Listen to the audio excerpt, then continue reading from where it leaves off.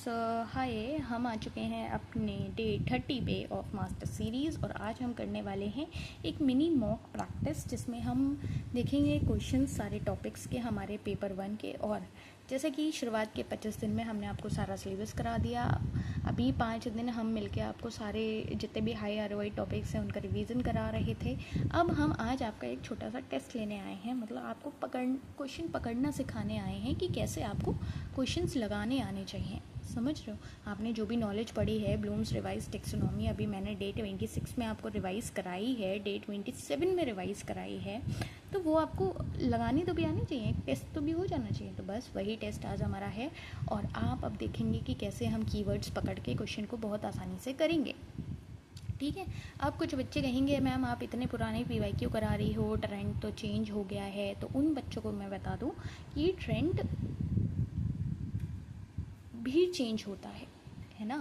आप आज एक ट्रेंडिंग गाने पे रील बना रहे हैं, कल को कोई दूसरा गाना ट्रेंडिंग होगा। समझ रहे हैं?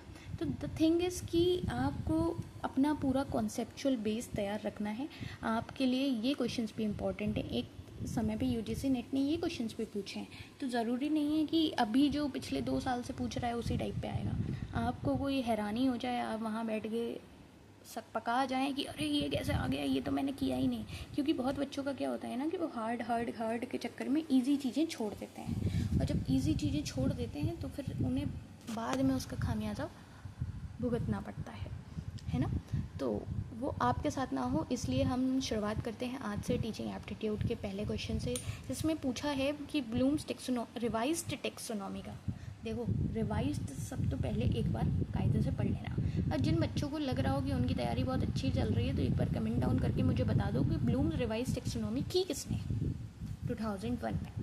ठीक, इसका करेक्ट असेंडिंग ऑर्डर अगर हम देखें, बात हम करें, तो हम सबसे पहले जानेंगे कि सबसे पहले ऑप्शंस देखा करो। ऑप्शंस देख के आपको एक चीज़ तो याद आई होगी कि भाई रिवाइज्ड वाले में क्रिएट सबसे ऊपर था।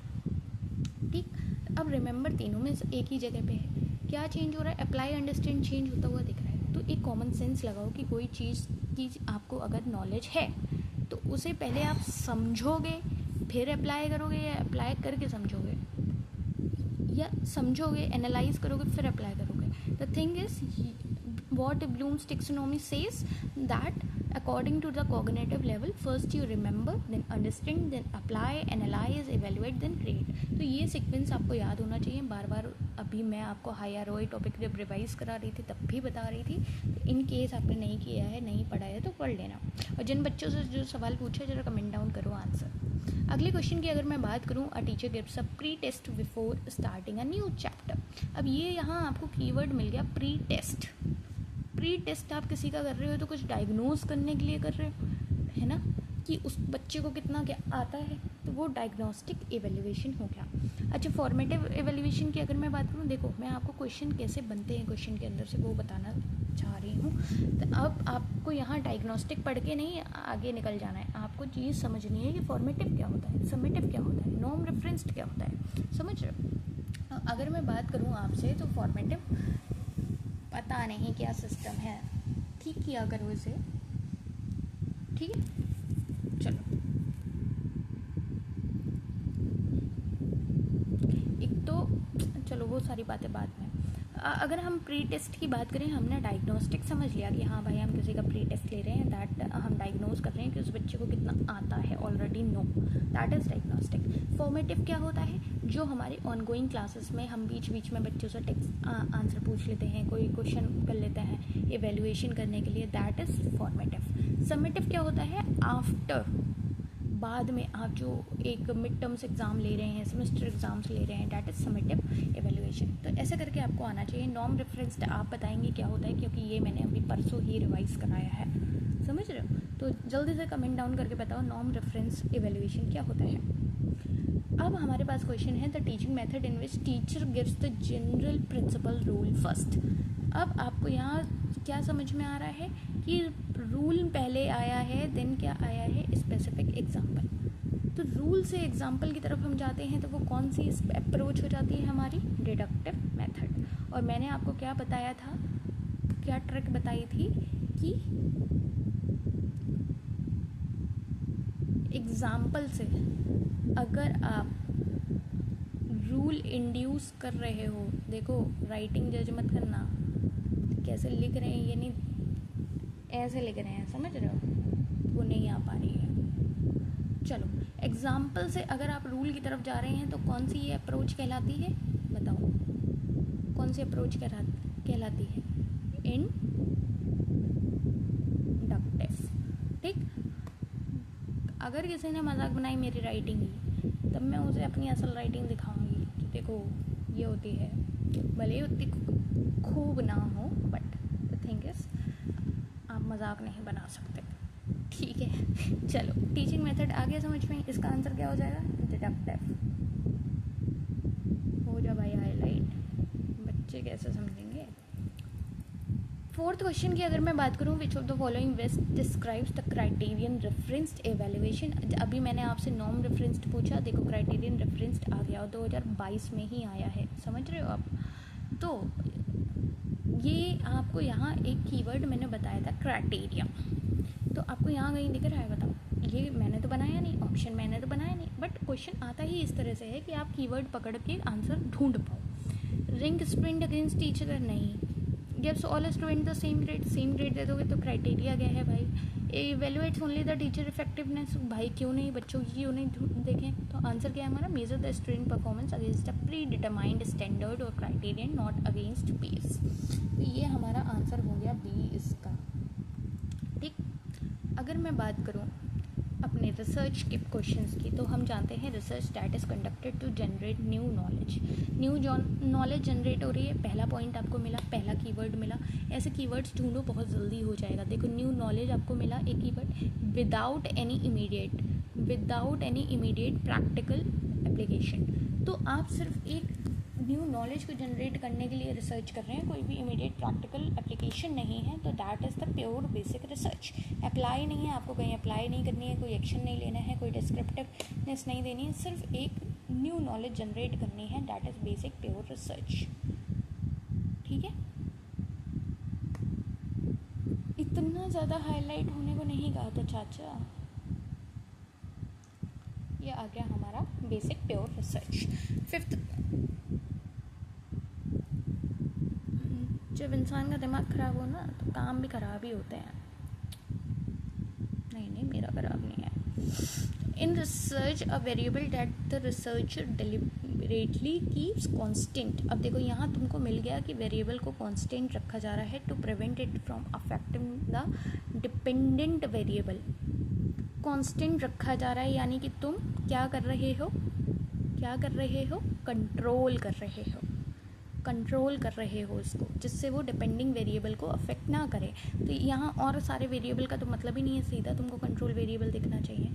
इंडिपेंडेंट वेरिएबल मैंने तुमको बताया हुआ है, डिपेंडेंट वेरिएबल बताया हुआ है, इंटरवेनिंग कंफाउंडिंग सब बताया हुआ है। अब जिन बच्चों को लग रहा है उनकी तैयारी चल रही है, ज़रा एक बार मेरे को कमेंट बॉक्स में आंसर कर दो कि कंफाउंडिंग वेरिएबल और इंटरवेनिंग वेरिएबल में डिफरेंस क्या होता है, जल्दी। 2020 में आया ये क्वेश्चन। 2021 का ये क्वेश्चन हमारा दिसंबर वाले सेट का अगर हम बात करें तो हमारा है a researcher studying drug addicts find it's difficult to get participant through random sampling से उन्हें नहीं मिल रहे थे। ठीक है, she uses initial participants to refer others. जो इनिशियल देखो वो ड्रग एडिक्ट्स के लिए एक रिसर्च कर रहा है एक रिसर्चर, और उसको रैंडम सैम्पलिंग में लोग नहीं मिल रहे हैं, तो उसने क्या किया, जो उसके इनिशियल पार्टिसिपेंट्स हैं उनसे कहा कि रेफ़र करो अलग और लोगों को। दैट इज़ यहाँ कोई क्लस्टर नहीं बना, यहाँ कोई स्ट्रेटा नहीं बना, यहाँ कोई पर्पस सैम्पलिंग नहीं हुई, यहाँ पे क्या हुई, स्नोबॉल सैम्पलिंग। आंसर आपको मिल गया कि आप किसी को रेफ़र कर रहे हो कि अगले इंसान से कह देना, समझ ये वाली चीज़। अब जैसे मैं आपको पढ़ा रही हूँ और मैं कह रही हूँ कि इस चैनल पे आपको चीज़ें अगर पसंद आ रही हैं, आपको समझ में आ रही है, तो आप ये अपने दोस्तों में शेयर कर देना, पर आप नहीं करेंगे क्योंकि आपको लगेगा कि उसने ज़्यादा पढ़ लिया, उसके ज़्यादा नंबर आ गए। तो अगर ऐसा नहीं लगता है तो कर देना शायद, ठीक है, और तुम भी सब्सक्राइब कर लेना। इस क्वेश्चन की अगर मैं बात करूँ तो degree to which research instrument consistently measures what is suppose to measure across different occasions is called. ये बताओ, ये इम्पॉर्टेंट क्वेश्चन है। देखो इसको तुम ये मत सोचो कि 2019 में आया है, अभी 10 सालें नहीं हुई हैं, समझ रहे हो। लोग हर एग्ज़ाम की जिसकी तैयारी करते हैं पिछले 10 साल के PYQs लगाते हैं। अभी तुम्हारे ये 10 साल के भी नहीं लगवा रहे हैं, हम 10 के कम के ही लगवा रहे हैं। तो इस जहाँ से मैं मत रहना कि भाई मैं तो केवल 2024 के बाद के लगाऊंगा, नहीं भाई। तो the degree to which a research consistently measure कर रहा है what is suppose to measure, तो ये उसकी ऑब्जेक्टिविटी हुई, स्टैंडर्डाइजेशन हुआ, वैलिडिटी हुई या रिलायबिलिटी हुई। सोचो ज़रा। चलो ये क्वेश्चन मैं आपके हवाले देती हूँ। ये अच्छा क्वेश्चन है, वैसे मैंने आपको सारी चीज़ें पढ़ाई हुई हैं, मुझे उम्मीद है आप इसका आंसर सही देंगे। तो एक बार इसका आंसर कमेंट डाउन करो। 8th question. क्यों भाई, मैं सब करा रही हूँ, एक कुछ सवाल नहीं पूछ सकती तुम लोगों से? पूछ सकती हो ना, ठीक है। आंसर देना। All words can fly, penguins are words, what conclusion follow? बताओ।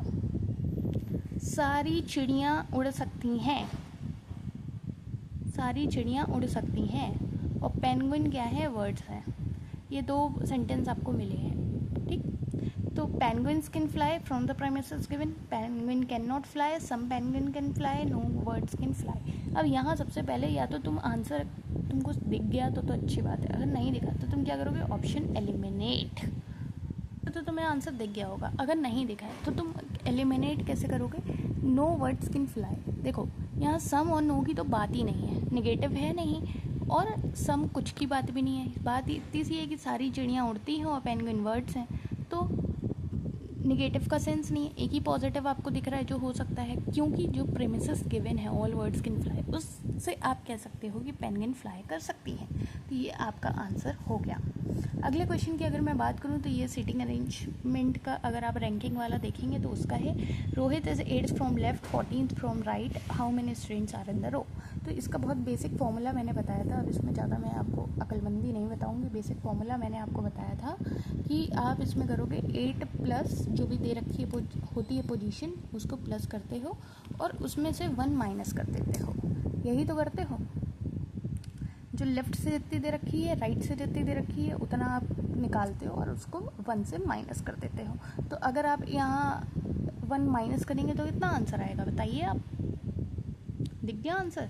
14 में 7 जोड़ दो, कितना आया? 21। ठीक। Missing number 5, 10, 20, 40, 80। 5 से 10 गए, कितने पे गए? दूनी पे गए। फिर 10 से 20 गए, 2 जा। 20 से 40, 2 जा। 40 से 80, 2 जा। 80 से 2 जा, 160। कैट को आप 24 लिख रहे हो, डॉग को 26 लिख रहे हो, तो वर्ड को क्या लिखोगे? ये तो देखो, ये तो आपका कोडिंग डिकोडिंग का आ गया। आप इसमें सिंपल वो लगाओगे। टी का नंबर कितना होता है? 20। ए का कितना होता है? 1। सी का कितना होता है? 3। ऐड करोगे 24 आ गया। ऐसे ही डॉग का ऐड करोगे 26 आ गया। तो वर्ड का निकाल लो कितना होगा, जल्दी से निकाल के बताओ, आंसर कमेंट डाउन करो। ICT के अगर मैं क्वेश्चन की बात करूँ, विच of the following is the correct full form of URL, और इतने URL इधर से उधर आप करते हो तो आपको मालूम होगी full form, uniform resource locator. यहाँ पे ज़्यादा कहानी की बात ज़रूरत थी नहीं, है ना। Phishing is a type of cyber attack that involves. Phishing मैंने कल ही पढ़ाया है, मतलब कल ही रिवाइज कराया है। अब बताओ, ये पहली बात ईमेल के थ्रू आता है। अब आपको वहीं ईमेल दिख रहा है, बताओ। नहीं भी दिख रहा है मान लो। तो hacking a website by overwhelming it traffic, installing malware, ये तो नहीं होगा। Encrypting a victim's file demanding ransom, ये भी नहीं होगा। Fraudulently obtaining sensitive information by disguising as a trusted entity, या फिर hacking a website by overwhelming it traffic. अब आंसर आप सोचो जरा। फिशिंग क्या होता है? जहाँ पे आपको एक तरह का मेलवेयर साइबर अटैक देखने को मिलता है थ्रू ईमेल्स। तो आपका यहाँ पे ऑप्शन क्या होगा बताओ? हो जाएगा fraudulently obtaining sensitive information by disguising as a trusted entity. ठीक है। पहले पता है एक मैराथन जब मैंने ली है, मेरे को याद आ रहा है डे 20 की, हाँ, तो ऐसे PYQ की, तो उसमें ना ऐसा मिक्स हो रहा था कि मोस्टली आंसर्स आपको भी दिख रहे थे। तो बच्चे सोच रहे थे भाई ऐसे कैसे हो सकता है, तो फिर उसको हमने चेंज किया था, है ना। हाँ याद आ गया मुझे। बर्लोज SMCR मॉडल ऑफ कम्युनिकेशन की अगर मैं बात करूँ तो यहाँ पे आपको SMCR के बस फुल फॉर्म जाननी है। SMCR डैट इज़ जल्दी बताओ जल्दी। अच्छा, R की तो मालूम है ना, रिसीवर कुछ मालूम है, नहीं मालूम है मैसेज और रिसीवर मालूम है ना। तो मैसेज और रिसीवर कहाँ कहाँ आ रहा है? ये आ रहा है। अब कोड तो नहीं है, चैनल है, सीधी सी बात है, तो आप लगा दोगे सेंडर मैसेज चैनल रिसीवर। ये बेसिक चीज़ है कि बच्चे को अगर कुछ भी नहीं आता है तो वो ये अप्रोच लगाएगा, वरना SMCR की फुल फॉर्म बच्चे को मालूम होती है, जो भी तैयारी कर रहे होते हैं उनको, है ना। अगर मैं बात करूँ लेसवेल मॉडल में क्या था, ज़रा एक बार कमेंट डाउन करके बताओ। और नॉइज़ का कॉन्सेप्ट कौन से मॉडल में आया है, कम्युनिकेशन मॉडल में आया है, कमेंट डाउन करो। जो क्वेश्चन पूछ रही हूँ ना, ये आए हुए क्वेश्चन हैं, इसलिए हल्के में मत लेना। एनवायरनमेंट की अगर मैं बात करूँ तो क्योटो प्रोटोकॉल किससे रिलेटेड है, जल्दी से बता दो। क्योटो प्रोटोकॉल कल भी मैंने बताया है भाई, XC2 भी कल ही पढ़ाया है मैंने, मतलब ये मैंने रिवाइज़ करा है, ऐसे नहीं है कि हवा में कह रही हूँ मैं। आप देखो ये क्या है हमारा डेट 29, ठीक है। डेट 29 में हमने आपको देखो डायग्नोस्टिक पढ़ाया था, फॉर्मेटिव पढ़ाया था, नॉर्म रेफरेंस, क्राइटेरियन रेफरेंस, सारी चीज़ें पढ़ाई हैं, समझ रहे हो। ICT की भी चीज़ें पढ़ाई हैं, देख रहे हो, फिशिंग, वेलवेयर, सब चीज़ें। अब उसके बाद अगर आप ये रिवाइज वगैरह चीज़ें नहीं कर रहे हो तो बताओ इसमें किसकी गलती है, हमारी गलती है नहीं ना। ये देख रहे हो सारे क्वेश्चन हम PYQ कर रहे हैं, देख रहे हो क्यों कर रहे हैं हम, क्यों आपको दी जा रही है ये चीज़ें। देखो डेट 29, जिनको झूठा लग रहा हो कि मैम आप तो झूठ बोल रही होंगी, समझ रहे हो, कोई झूठ नहीं बोला जा रहा है, जो बात है वो सारी चीज़ें बताई जा रही हैं, क्योंकि ये इंपॉर्टेंट है। ये देखो, ये मैंने कहा था राधा कृष्ण कमीशन याद रखना, पर नहीं मैम क्यों याद रखें, हम थक नहीं जाएंगे। चलो इस क्वेश्चन पे आ जाओ, ये बहुत ईजी क्वेश्चन है, जल्दी आपको दे दूँ करने को। चलो क्योटो प्रोटोकॉल में क्या था, ग्रीन हाउस गैस एमिशन। अब आपको जहाँ दिखा वहाँ आपका आंसर हो गया, अब मेरे से आप कोई सवालात नहीं करेंगे, ठीक है। ओजोन लेयर डिप्लेशन का कौन सा है मेरे को बताओ। Which of the following is ex situ conservation of biodiversity, बताओ। XI2 पूछा है, IN-C2 नहीं पूछा है, XC2 पूछा है, क्या होगा बताओ। Tiger reserve, biosphere, wild life sanctuary, नहीं, सीड बैंक। अगर मैं बात करूँ, ये देखो, the concept of sustainable development was first formally defined in Brooklyn report 1987 as development that means the need of present without compromising the ability of, बताओ, future generations to meet their own needs. मतलब ये तो वैसे common sense वाले सवाल आ सकते हैं, जो वो उनमें गिनती हो जाती है इनकी, है ना।